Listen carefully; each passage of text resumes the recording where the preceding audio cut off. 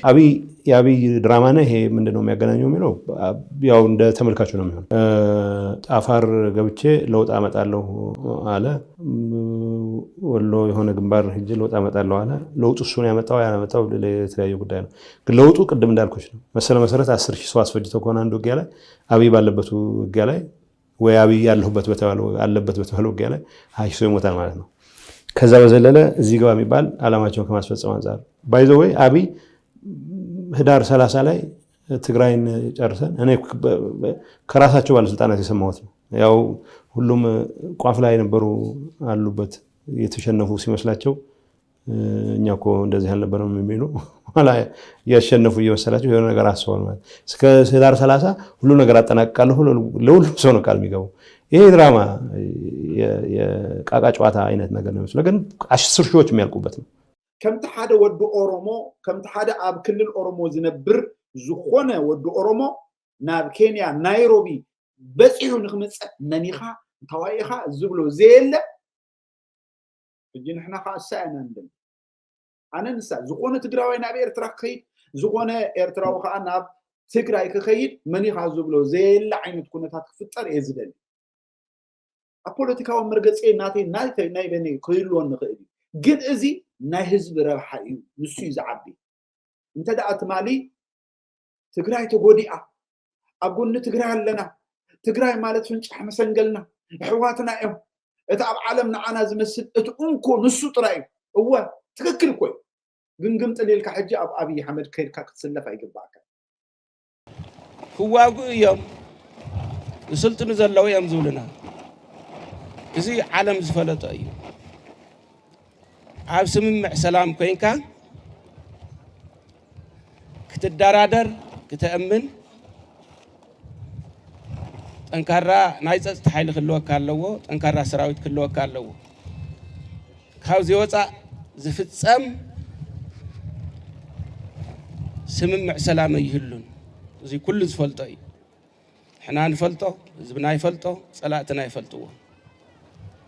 እና ንሕና ስልጠናና ብቁዕ ሰራዊት ሃሊና ናይ ህዝብና ህልውና ውሕስ ንምግባር ምዃኑ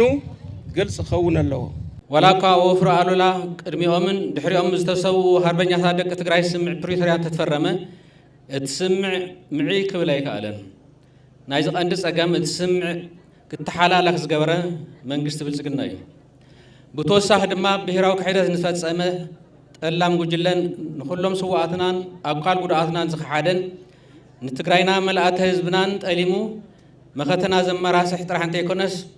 ኣብዚ እዋን ደንብኡ ፈልዩ ጎተቱ ንዝብልዎ ከፋፊልካ ገዛእ መምርሒ ተቐቢሉ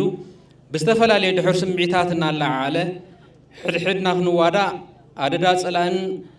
መስሓቀ ጓህማማትን ክገብርን ሕርድግ ይብል ኣሎ። ተጀሚሩ ኮይና ኣብ ኣብይ ትማሊ ናይ ምድማር መፅሓፍ እንትምረቕ እንተሎ ኣነ ይምሓረና ይለብል ከምኡ ገይረ ንኣብይ ኣሕመድ እሞ በዚ ደረጃ እዚ ኣብ ህዝበይ እንታይ ስሙ ዝገበረለይ ከመጉሶ ብሉፅ መራሒ ከምስሎ እንታይ መኽብሎ ካብዚ ዝዓቢ ውርደት ኣሎ ኢለ ኣነ ኣያምኒ። እንታይ እየ ዝገብር ዘለኹ ኢሎም ከውህረሩ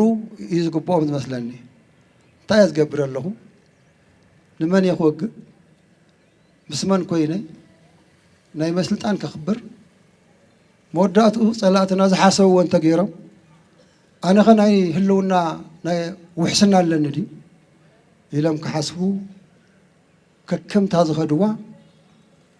ካብ ሰራዊት ዝኸዱ ናብ ሰራዊቶም ካብ ህዝቦም ዝኸዱ ናብ ህዝቦም ካብ ካሊእ ሰላማዊ ማሕበራዊ ምንቅስቃሳቶም ዝነበሩ ናብታ ዝነበርዋ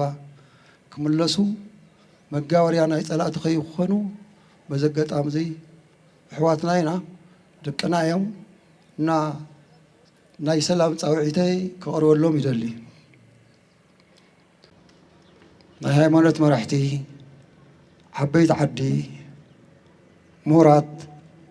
تفلت فلك سبات كيدشام قلوهم نقروهم أمباسادرات كيد نقروهم تاهي لم يمثلوا تاي كين قبر لعلو الناس بالحتى خين العل حدا حتاتي خيهلو كين حتت ندحر حتى بزيحنا نحتاتت فيها تحتات نسأل مقبار زي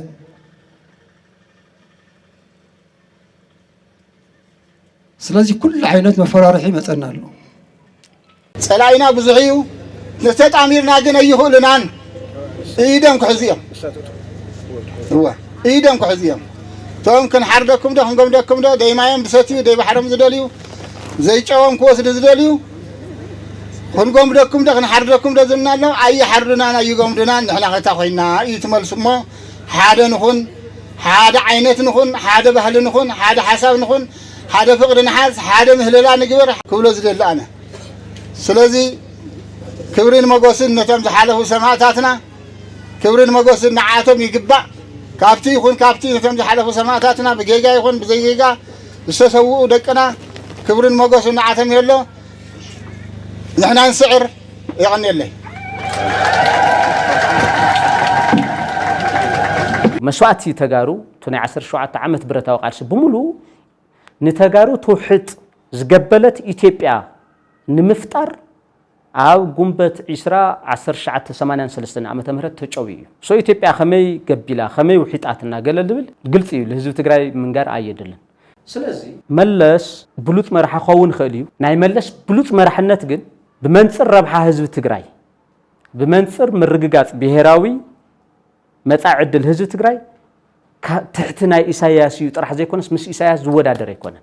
انتايو ربحها قد يفلو ملش الهزو تجري انتي راه حاجه دي جينوسايد يمثل ترديخني سو بزي منصر ودا انا تي بزعبا عبي مراحي سياسيله استزاركو معناتي امبر مس صمدو سلا دراخب سلا زيرا ديمقراسياوي زي خونه منغست سخمي غيرو انت فطار كون يخ كافت هزواونت سلا لوصاكم هزواونتكم سلا لقاكم كن تግራይ ጓልተንሲቲ ትኹን ወዲ ተባዕታይ መንእሰይ ይኹን ወላዲ ወፊሩ ለያቲ ሉ ግዜ በጽሕና በብመዓልቱ ስለሞት በብመዓልቱ ስለጨውያ በብመዓልቱ ስለስርቂ ስለሃንጊ እዚ ታይ ኾይኑ ኢልኩም ጠጠው ኢልኩም ሕሰው በይዛኩም ምንት መናእሰይ ምንት ህፃውንቲ ምስሕዋትኩም ካ ይህን ሚን ተዋሃሉ ምስ ደርጊ ቁሸታት ናቃጸለ ነበረ ሓውዜን ልደብደበ ልጨፍጨፈ አረጊን ልጨፍጨፈ ደርጊ ኣብ ኣጋዕሮቱ ሰላም ናዘትኩም ኖርኩም መራሕቲ እኞኩም ብህይወት ሕዛ መጊሩ ያብየኩም ምስሕዋትኩም ምዝታይ ምስሕዋትኩም ምምኽኻር ስለዚህ በይዛኩም የክብል ለኸል ከም ሓደ መንእሰይ የቀነየለ ናብ ሓደ ንምፃ ረዳዶ ዘይሆኑ ሲሒብና ነምር ዛኽነ ምፅንት ኮይና ህዝብን ተተሓቋቂፍና ምንም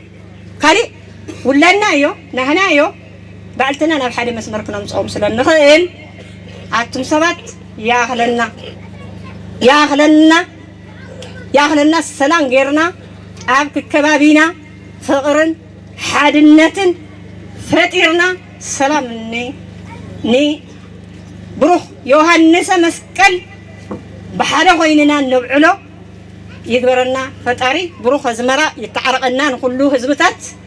نزخهم زي غيركم نزعلات زيكم زي غيرنا نتزارب نابزي زمصاخم من حوات كعله كبر المسغانان يبصحكم يقني لي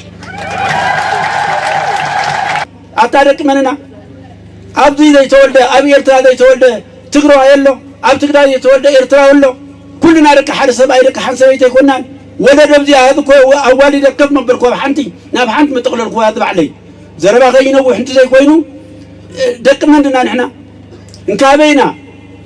እስኪ ንሕሰብ ነስተንትን እስኪ ዕሪና እንድሕሪቱ ውን እስኪ ምጠምት ስለዚ يأخلنا أخلو دحر هذه سقولنا ذا العالم حاولنا بأساتنا من بلبلنا ينبرن ندقنا أب صبو أب لملم أب لمعت المعنا بعتنا أول لمعت جمرنا هذه السلام سلام مسخوننا أب لمعت وفرنا ندقنا أول لمعت رينا أب صبو بايتا نقرفهم زي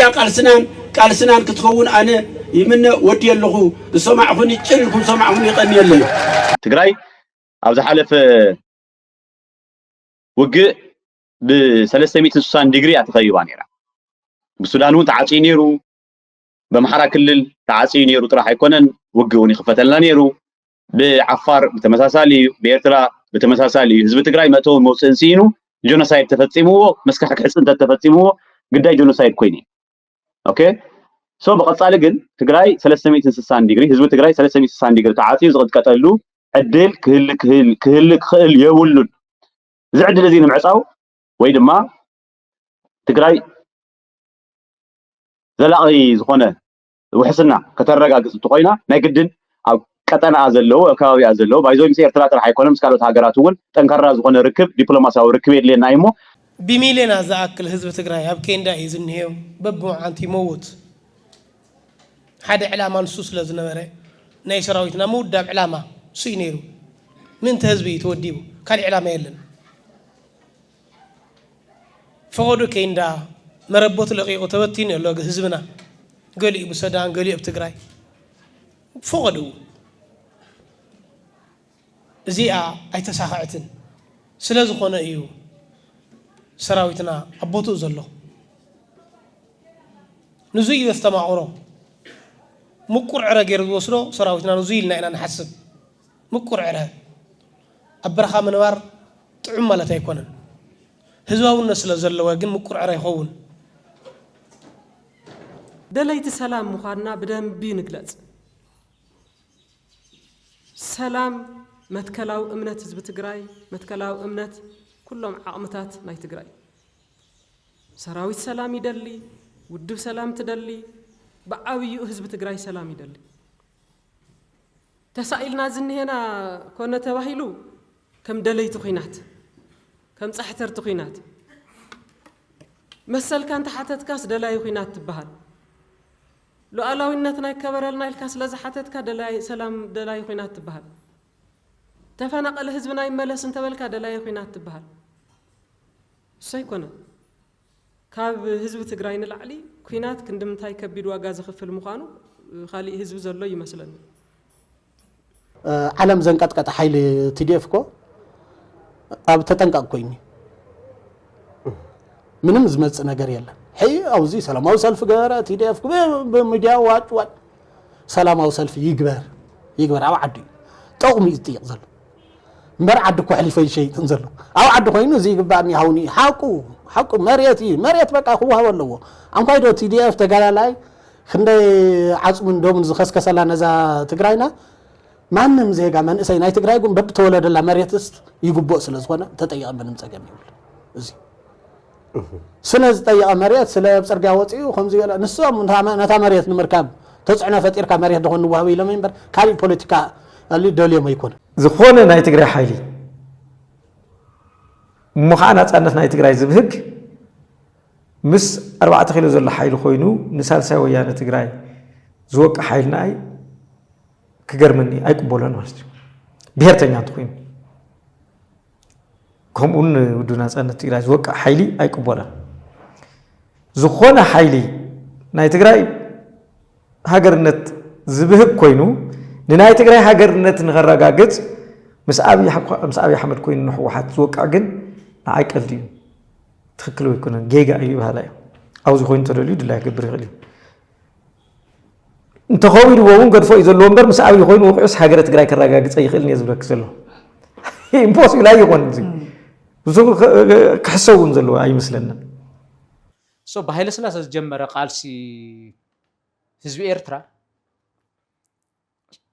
ስርዓት ደርግ ክሳብ ዝወድቕ ይቃለ ስለ ዝነበረ ብስሩውን ድሕሪ ሚኒሊክ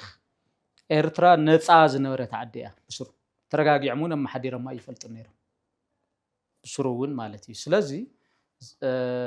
ከምዚ ኢህወዴግ ንኤርትራ እሕሊፉ ዝሃበ ምሲልካ ዝረአ ነገር ሚስናሪስ ዝተገበረ እዩ እንደርግስ هو حتى راح يكون أنت واقعي قال سيزبي إيرترا سراويت إيرترا سراويت شعبية تواقعي وي بسرعة مزرعة هو هاجر سازخن ከምዚ ብትካቦ ዝተውሃቦም ሲልካ ዝግበር ዘሎ ናሬሽን ትክክል ኣይኮነን እዩ ስለዚህ ናይ ብልጽግና መጋበርያ ቡቲን ከይካ ይውኻ ማለት ተሞታድራ ኖሮ 30 مسحوحት ኖሮ ቂም ሱልቀ ሰባት ኖሮም ቂም ኦሬዲ ጀስ ቃሊፉ በሐሳብ የሸንፉም ሐሳብ ሙዚየም ቃልሱ ፖለቲካው ስልጣን ይሐል ስልጣኑ ሒዞም ነሮም ባይዘው ተተሰርሑ ነሮም ትግራይ ምጽም ነሮም ባይዘው መስራሕተ ኸሊእ ባይታ ዳሙን ፈጥረልካ በቃ ተቃልስካ አትረኹ በሰላማዊ ዲሞክራሲያዊ ቃልሲ አብገዛኻ አመረበትካ ሆንካ ተቃልስ ስለዚህ ብልጽግና ሰራዊት ክበታተን ፖለቲካዊ ሓድነት ከይህሉ ነተናይ ትግራይ ብሔራውያን ውድባት ብዝተፈላለየ መንገዲ ብናይ ኢትዮጵያ ምርጫ ቦርድ ናግበርካ ሙቃዕ እቲ ንስኻ ንኣኻ ናብ ምስለኔ ናብ ሕሽከር ዝተጠግዐ በቃ ንዕኡ መጋበርያ ዝኾን ቀጆኻ ይብሎ ይምውሎ ነተን ዘይደለን ፖለቲካዊ ሓይልታትን ኤሊትን እውን ብዝተፈላለየ መንገዲ ምድኻብ እነዚህ ጀነራሎች የአብይ ጀነራሎች ተደጋጋሚ ሞክረው በ10 ሺዎች ነው የሚያስበሉት በየውጊያው 10 ሺህ ቀላል ነገር ነው ምናልባት እነመሰለ መሰረት እንደተራ ነገር ሲጠየቁ 10 ሺህ ነው ያለቀው በዚህ ውጊያ ሲሉሽ አብይ በመሄዱ 20 ሺህ ለመጨረስ ምክንያት ከሚሆን በስተቀር እዚህ ጋር የሚባል ለውጥ አያመጣም አብይ ፎቶ አጋጣሚ መጠቀም ይፈልጋል አንዴ ጠበንጃ ይዞ አንዴ ጠበንጃ ከመያዙ በፊት አንዴ ራዲዮ ይዞ አንዴ ራዲዮ ከመያዙ በፊት የተባለ እንደዚህ አይነት የልጅ ጨዋታ የሚመስሉ ነገሮች ይሰራል እንደኛ ልቀትም ነው አለን የሚባሉ ጀነራሎች ሁሉንም ሰራዊት አስፈጅተውታል ሁሉንም ሰራዊት አሁን ከምን ገጥማቸው በምርኮም በሞተውም ከመናገኛቸው የጠላት መረጃ የምናገኘው ምንድነው በ10 ሺዎች ነው የሚያልቀው ከ90% በላይ 2014 ምልምል ነው ይሄ ማለት አንዳንዱ አንድ ወር አንዳንዱ 3 ቀን ይሰለጠናል ብዙ ሰው 3 ቀን ይሰለጠናል ከኢሳያስ መንግስት ጋር እኔም እዛ ያለው ጉዳዩ አንዳንዴ ይነሳ ነበር በተወሰነ በጣም በትንሽ ሰርክል ይነሳ ነበር አሁን ወደ ዝርዝር ነገር መግባት ብዙ የሚያስፈልግ አይመስለኝም እኔ ነበረኛ አቋም ያኔም ግልጽ ነው የነበረው ይሄ የሚነሳበት የነበረው አንዱ መንገድ ምንድነው የፕሪቶሪያን ስምምነት በተለይ ደግሞ ምዕራብ ትግራይን ለማስመለስ የኢትዮጵያ መንግስት ፈቃደኛ አይደለም እሱን ለሌላ መጫወቻ ነው እየተጠቀመበት ያለው እኛን ከልክሎ ሌላ ስራ ሊሰራበት ነው የሚፈልገው ስለዚህ ይሄን ጉዳይ እኛ ደግሞ ዝም ብለን መተው አንችልም ይሄን ለማስመለስ ከኢሳያስ መንግስት ጋር ሆነን አቅማችንን የሱንም እርዳታ ይዘን ምዕራብ ትግራይን ለማስመለስ ጫና እናድርግ በሚል አይነት ነው የሚጀመር የነበረው ኣብቲ ትዲኤፍ ንሕወሓት ክሓዝል የብሉን እንዳበልና ኣብዚ ግን ተመሊስና ንስምረት ናሓዝል ተኮይናስ ንምንታይ እዩ ዝብል እውን ከም ሕቶ ተላዒለ ኣብቲ ውሽጢ ካብ ባዕለይ ጀሚሩ ማለት እዩ ዳሕራይ ኣይ ስምረት ምሳና ኣይኮነን ክሕግዘና መፅኡ እምበር ከም ትግራዋይ ወዘተ ዝብል ይመልስ መሊሱ ወደን ጥሩ ዝነግረኪ ግን ብትክክል ስምረት ይመርሖ ጥራሕ ኣይኮነን ስምረት ብኻሊእ መልክዑ ክሪኦ ከለኹ ስምረት ኣብ ትግራይ ብልጽግና ስለዘይኣቶ ብልጽግና እውን ይባዕሉ ምክንያቱም ምስ ኢንሳ ምስ መንግስቲ ዝሰርሕ ዘሎ ብግልፂ ምስቶም ናይ ኢትዮጵያ መንግስቲ ናይ ደህንነት ኣካላት ምስ መከላከያ ሓቢሩ ዝሰርሕ ዘሎ ዝሓይል እዚ ብግልፂ ክንዛረብ ተኮይና ኣብ ላዕሊ ዝመርሕዎ ዘለዉ ጻድቃን እንበዓል በየነ በኽረ እዮም እንበዓል ወደን ጥሩ ዝመርሕዎም ዘለዉ ንሰብ ንኩሉ ነቲ ስምረት ዝበሃል እውን ሰብ ዝመርሕዎ ነዚ እውን ሰብ ዝመርሕዎ ኣብቲ ትዲኤፍ ንሕወሓት ክሓዝል የብሉን እንዳበልና ኣብዚ ግን ተመሊስና ንስምረት ናሓዝል ተኮይናስ ንምንታይ እዩ ዝብል እውን ከም ሕቶ ተላዒለ ኣብቲ ውሽጢ ካብ ባዕለይ ጀሚሩ ማለት እዩ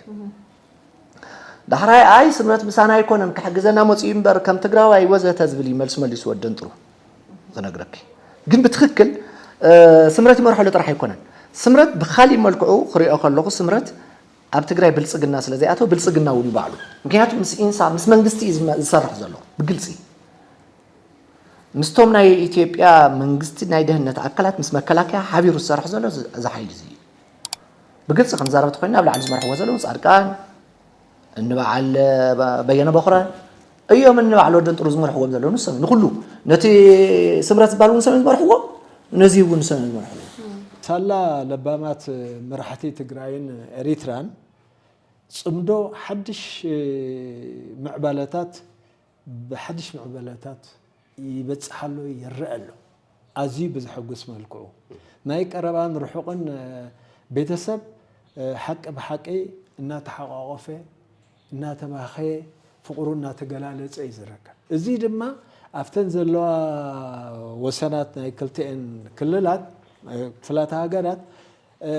ዘሎ ትግራዋይ ብሙሉ ብሓፈሻ ተራኺቡ ይህን ምሂን ይብላሉ እዚ ዓቢ ፀጋ እዩ ንትግራይ ይኹን ንኤርትራ ይኹን ዓቢ ፀጋ እዩ ዘይርከብ ዘይተሓለመ ፀጋ እዩ በፂሑ ዘሎ ስለዚ እዚ እንክርዚን ስለ ዘሎ ጽምዶ ውሕስ ህላወይ ህዝብታት ትግራይን ኤርትራን እዩ ክትብል ትኽእል ሕወሓት መንግስት ተቋቋመ ተፈንቂለ የለን ኣነ የመቋቋሚ ኢሉ ፌደራል መንግስቱን ተፈንቂለ የበለን ስለዚ ግዝዩ ወዲዩ ነምሓሾ ተባሂሉ መምሓሽ ዝኸውን ከዓ ፕሬዚደንት ንምረጽ ተባሂሉ ፕሬዚደንት ከም ተመረጸ ኢና ንፈልጥ ካፍቶ ቋቋሙን ካፍቶ ዓልቤትን ወጻኢ በግለጽ ህባው ድባት ነዋ ስኹይል ዛረብ ይተወርኒ ስኹይል ዝጭደድ ጋዜጠኛ ነየ ንሰራዊት መጸለም ዶ ትኸውን ካብዝል መበገሰ ተዘይኮይኑ ካብ ፕሮፌሰር ተኸትሉ ከም ዘይኮነ ግን መርዳይ ካሊ ስለዚህ መንግስት ተቋቋሙ ሰራዊት ከም ዝገርና ይወሉ አብይ የጋዳፊ ዕጣ ይገጥመዋል ብለው የሚፎክሩ የአማራ ደጋፊዎቹ ከዓመት በፊት ቅዱስ አብይ ምናምን ሲሉት የነበረ ሰው ነው እኔ ቢያንስ ከአንድ ዓመት በፊት አብይ የጋዳፊ ዕጣ እንዲገጥመው አልፈልግም ብዬ ነበረ በግሌ ስለዚህ የሚቀርለት አይመስለኝም የጋዳፊ ዕጣ ማለት ነው ስለዚህ ፍርድ ቤት ነው የሚቀርበው ወይስ እንደ ጋዳፊ ነው የሚወጣው የሚለው እኔ የሚወስነው አይደለም ቢያንስ የጋዳፊ ዕጣ ሲገጥመው 4 ኪሎ አካባቢ መሆን አልፈልግም ፍላጎት ስለሌለን እንደ እንትን ለማንኛውም ፍትህ ነው የሚገባቸው ፍትህ ይገባቸዋል ማለት እንደ ጋዳፊ ነው መጨረሻቸው የሚሆነው የሚለው የሚወስነው የራሳቸው የዛው አካባቢ ሰው ነው ኢሳያስም የሚቀርለት አይመስለኝም ያው በዚህ ከቀጠለ ያው ኢሳያስ ትልቁ ሀብት ህዝብ ትግራይ እንደዚህ ብሔርን ዝዋን እዚ ብሔራዊ ናይ ህልውና ሓደጋ ገጢምና ከም ህዝቢ ንብሔራዊ ህልውናና ምርጋፅን መውሓስን ንገብሮ ቃልሲ ልዑል ቦታ ሒዙ ክወፅእ ዝግበአሉ ወቅቲ ኮይኑ ይርከብ ስለ ዘሎ እንደገና መሊስና ህልውናና ንምርጋፅን ንምውሓስን ነካይዶ ቃልሲ ናብ ዝሐሸ ብርክ ንምስግጋር ሓዱሽ ነቲ ፀንሐ ጀመርና ቃልሲ ዘጠናኽርን ናብ ልዑል ብርክ ዘሰጋግርን ብሔራዊ ህዝባዊ ምንቅስቃስ ብትግራይ ደረጃ ይካየድ ኣሎ ግን ቀዲምና ብሔራዊ ሓድነትና ናብ ቦትኡ መምላስ ከም ዘድልየና ተገንዚብና ሕወሓት ንምድሓን ትርጉም እንታይ እዩ ሕወሓት ክትድሕን ዝድለየሉ ዋና ምክንያት ህዝብና ምእንታን ክድሕን እዩ ታጭርሖ ሕወሓት ምድሓን ህዝብ ንምድሓን እያ ትብል ምክንያቱ ሕወሓት እያ ትውድበና ሕወሓት እያ ወዲባ ተቃልሰና ሕወሓት እያ ሉዓላውነትና ክብርና ክትሕሎ ትገብርና ተዘይኮይኑ ጠርናፍ ዝበሃል የብልናን ኣባጊዕ ወይ ከፍቲ እንድሕር ቡኻርያ ወይ ዝብእ ናብ ዘለዎ ቦታ ብዘይ ጓሳ እንተኸይደን ይምለሳ ዶ ኣይምለሳ ይወዶ ብዘይካ መሪሕ ሕወሓት መሪሕ ውድብ ሕወሓት ህዝቢ ትግራይ እውን መራሒ የብሉን ክብተን እዩ ብዙሓት ብሔራዊ ዓቕምታት ኣለውና ካብቶም ብሔራዊ ዓቕምታት ታሪኻዊ ንመንግስቲ ይኹን ንሰራዊት ቀጥ ኣቢሉ ኣብዚ ደረጃ ዘብፅሐ ቲፒኤልኤፍ እዩ ቲፒኤልኤፍ ኢልካ ንምዝራብ ኣብ ዝሕፈረሉ ግዜ ኢና ነርና ኣብ ዝሓለፈ ዓመት ቲፒኤልኤፍ እንብል ከዓ ናይ ህዝቢ ትግራይ ናይ ሃርበኛታት ስብስብ ብሔራዊ ውዳበ ናይ ህዝቢ ትግራይ ናይ ብሔራዊ ሃርበኛታት ዝተምሃሩ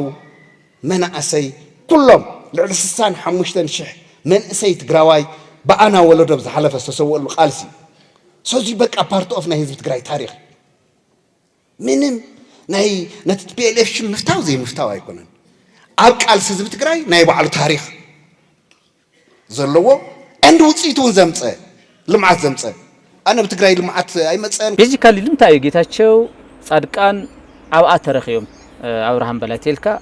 ሕዚ ናይ ኩናት ድባብ እዩ ዘሎ ናይ ኩናት ድባብ ስለ ዘሎ ኣብይ ኣሕመድ ኣብ ትግራይ እውን ኣብ ኤርትራ እውን ኩናት ክገብር ሸውሃት ስለ ዘለዎ لتخوينات خمرحو زخولو أكلات يهزي لابتقو خيكب زداد مالتي ميدياون بكل نجار مالتي ميديا لعلك لها ديس تي بي اس تاريخ حساب حزس فنجال حوحات يلك على حساب حزس لخونا ميديا لخونا زجوا زينا خسرح خلو مدوس ويكع زينا تنتانا قالخ بالكلس فنجال حوحات يلله قيتاتشو كو سمرت لبهال بارت تعيشوس لو معلت كوس قوا يقبر له فنجال حوحات خمزه يكونس بعدين نغيرنا تي بي اس ميديا ግን ፍንጫል ህወሓት ላባለ ህዝቡን ይቅጽል ማለት ቆም አይነት ሚዲያታት ገለ ሒዞም ዝኸዱ ዘለውም ጌታቸው አውል ተዛረው አባሌ ቤዚካሊ ልምታይ ጌታቸው ጻድቃን አብአ ተረኺዮም አብርሃም በላቴልካ ሕዚ ናይ ኩናት ድባብ ይዘሎ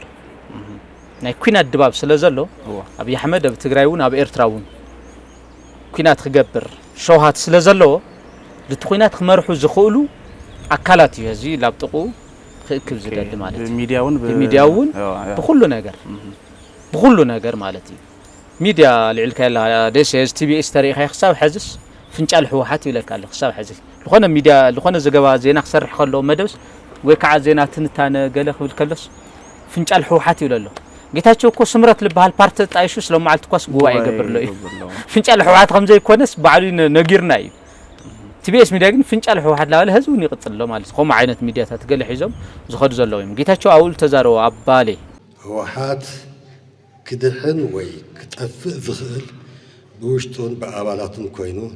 ህወሓት ገጢሞምዎ ካብ ዘለው ማዕንቆታት ወፂኡ ዓብይን ነባርን ናይ ኩላትና ኣሰር ዘለዎን ፓርቲ ድሕነቱን ቀጻልነቱን ክረጋገጽ كل ذكالنا مقبار نور متحاس انتي كونس حلفنتنا قبون كم زلنا قلت كون الله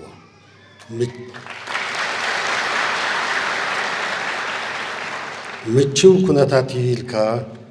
كتاتف متعاط رحيو دقالا بوليتيكا زخون مالت بكا نحنا زين فولطن زين نريون ناي